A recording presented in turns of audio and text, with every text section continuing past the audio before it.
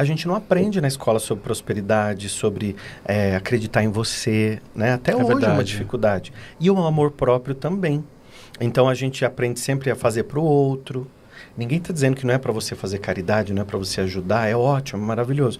Mas primeiro, você tem que fazer o quê? Por você, né? Ame o próximo como você ama a si mesmo. Com certeza. Então, você primeiro precisa se resgatar, se buscar no meio desse caminho. E a gente não aprendeu isso, criança. E quando a gente vai crescendo e vai começando a acordar, vai começando a fazer isso, a gente se sente até errado, se sente angustiado, se sente egoísta. Egoísta, é como se o amor verdade. próprio fosse algo egoísta. Tipo, como eu vou fazer? Você vê as mulheres, às vezes, a própria mãe, ela abre mão de tudo para fazer para todo mundo. Então, o pessoal está em casa e vai pedir uma pizza. Mãe, você quer do quê? Ela fala, qualquer uma que vocês pedirem tá bom para mim. Ela não percebe, mas ela abriu mão de um desejo, de se impor, de dizer o que ela gosta. O que vocês procurarem, o que vocês fizerem, para mim tá bom. E não é assim. Você tem que dizer, eu quero um pedaço de calabresa com mussarela. E a queixa da pessoa é, ninguém pensa em mim. Ninguém pensa em mim. Não é? Porque ela não pensou. Exato. Mas muitas vezes ela não foi educada para... Então, depois, às vezes, o marido passa, o filho passa, e aí vem a síndrome do ninho vazio, que a pessoa fica se sentindo sozinha, porque ela não se acostumou de estar consigo mesma, né? E isso tem tudo a ver com a prosperidade. Porque se a pessoa não se colocar numa posição, ela não querer estar num lugar legal, o que vai acontecer com ela nesse momento? Ela vai trair o quê? Que tipo de energia? Que tipo de atração? O que ela vai vibrar? Sim. Ela vai vibrar sempre no não merecimento. Sim. E se a gente não merece, não trabalha o merecimento, não tem como prosperar. O merecimento, ele vem... Ele é uma premissa de uma vida próspera. Quando eu falo de lei da atração, eu explico assim. A lei da atração, ela é um nome secundário, mas ela é o nome mais famoso. Lei da atração, todo mundo ouve, fala, conhece. Mas o que funciona mesmo é o que está por trás da lei da atração, que é a lei da vibração. Então, todo pensamento ativa um sentimento que produz uma vibração. Se eu penso coisas que vão me gerar medo, eu vou vibrar no medo. Do mesmo jeito, o não merecimento. Se você vai dar um presente para alguém, a pessoa fala, não mereço, para que comigo? Não precisava. Não precisava, ela está se defendendo. Aceite, agradeça. Ou ela compra um carro, ela fica pensando assim, será que não é muito para mim? Será que eu não exagerei? Não, mas essa roupa está muito cara, eu vou pegar aquela outra ali mais na promoção, porque acho que eu não mereço aquela bonita. Então eu digo sempre, eu me amo e tá tudo bem, é a frase que eu mais falo, eu me amo e me coloco em primeiro lugar, eu me amo e só aceito o melhor.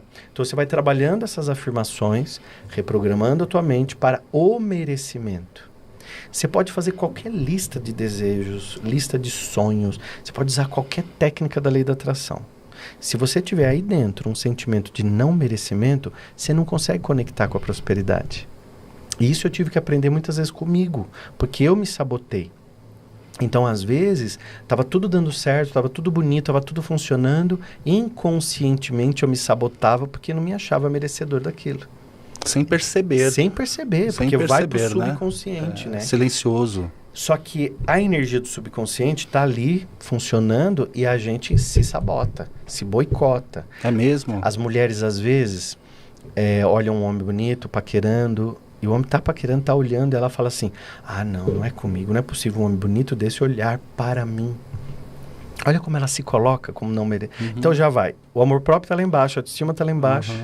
E o não merecimento, quer dizer, eu não mereço aquilo, eu não mereço o melhor, eu não mereço o mais bonito. Então, primeira lei, se eu pudesse colocar da prosperidade, é o merecimento. Se eu não trabalhar o meu merecimento de estar num lugar bonito, de aceitar coisas legais e bonitas, é o merecimento. Senão eu vou estar sempre no rodapé. Né? E rodapé para as baratas. A gente tem que estar 1,5 m acima do chão, onde ficam os quadros bons, as obras de arte. Que é aí que a gente tem que se colocar. Mas enquanto você ficar se sentindo no rodapé, você só vai atrair esse tipo de coisa. Aí atrai o homem tranqueira, sócio que te rouba, colega de trabalho que te engana, parente que não te paga. E você vai arrumando amigo tranqueira, você vai só atraindo aquilo que valida o teu baixo merecimento, né? E hoje a gente tem um agravante muito grande, que é o poder do celular na comparação. olha só que interessante. Antes, quando nós não tínhamos celular, na nossa época de escola, a gente comparava a caixinha do lápis de cor, né? Ó, lá, eu lembro que eu tinha uma colega que tinha uma caixinha de lápis de cor com 2 andares. Aquilo era prosperidade, né? A minha era lápis de cor pequenininho ainda, só 12, acho que era. O dela era de 24, 2 andares, né? De lápis de cor. A gente já olhava e falava, olha, ela tem uma caixa maravilhosa, né? Ostentação. A família tem dinheiro, tem condições. Depois a gente vai crescendo e vai percebendo que tem colega que o pai busca de carro, tem coleguinha que vai a pé. A gente começa a observar o mundo à nossa volta.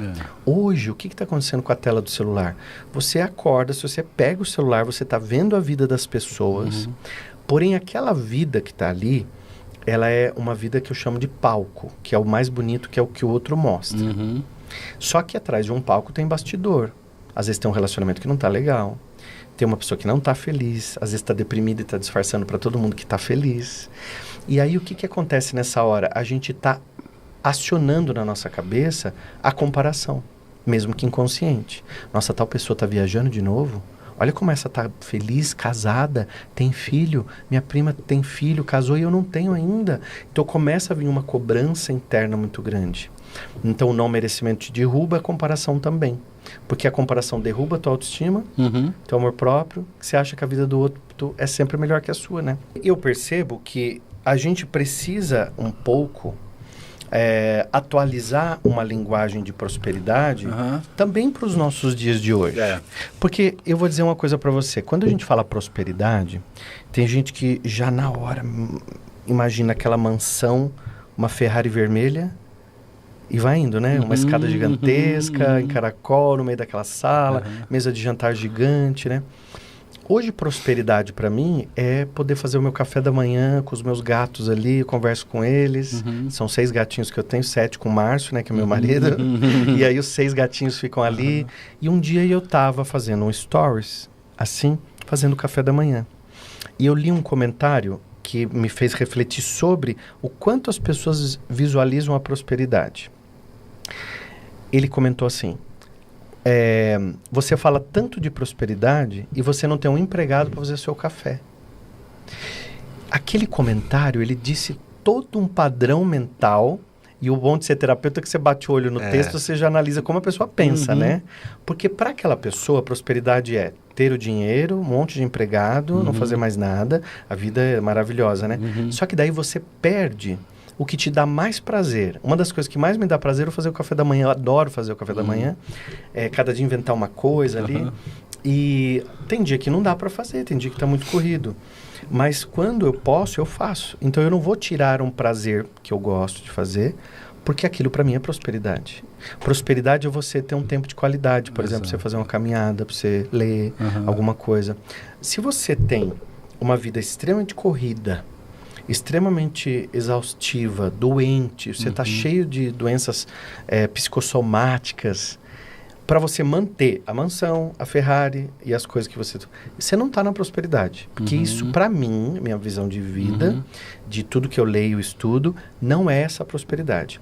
Por isso que o último livro que o Napoleão Hill escreveu é Prosperidade com Paz de Espírito. E eu estou fazendo a releitura desse livro.